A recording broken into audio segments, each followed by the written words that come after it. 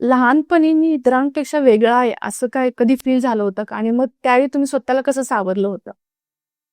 अगदी म्हणजे लोकांपर्यंत पोहोचण्यासारखा प्रश्न तुम्ही विचारलेला आहे. खूप चांगला, कारण यातून खूप अवेअरनेस निर्माण होणार आहे. आणि मुळात हा प्रश्न मला अपेक्षित होता, हा मला पाहिजेच होता. लहानपणी मला एवढं जाणवलं नाही, कारण जी लहानपणी जी आपल्यासोबत मुलं असतात ना, ती खूप निरागस असतात. त्यांना म्हणजे या गोष्टीचं एवढं गांभीर्य नसतं की अरे हा दिसत नाही, चला आपला मित्रच आहे. लहानपणी खूप म्हणजे मित्रांसोबत जे नॉर्मल असतात, जे तुमच्यासारखे आहेत, ते तशा दिसणाऱ्या लोकांमध्ये मी वावरलेलो आहे. म्हणजे खेळलो, बागडलो लोकांसोबत, स्पोर्ट्समध्ये पण होतो मी थोडंफार. तर पण मला खरा अनुभव कधी आला जेव्हा मी कॉलेज लाईफला आलो ना, तेव्हा मला खूप वाईट अनुभव आला. म्हणजे याचं कारण असं, तुम्ही जो प्रश्न विचारला त्याच्यात थोडंसं मी हे करतो की मला लोक जेव्हा आपण जेव्हा समज येते आपल्याला, एक थोडक्यात हा प्रश्न आपण बोलू शकतो की असं बोलू शकतो की थोडीशी अक्कल आलेली असते ना, एक कॉलेज व एज असतं आपलं.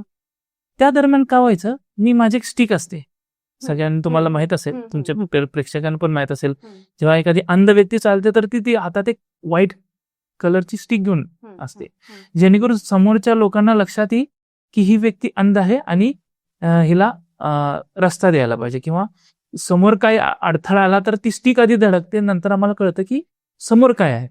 त्याला खाली रेड कलर असतं, कारण वाहनांना कळावं की ब्लाइंड आहे असं.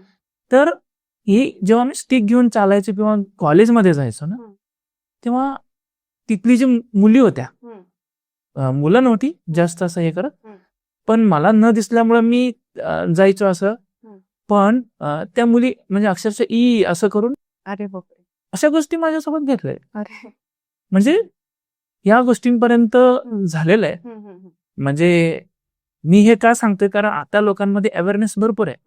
पण मी जो कॉलेजला होतो 2013-14च्या नंतरच्या काळात एवढी अवेअरनेस नव्हती.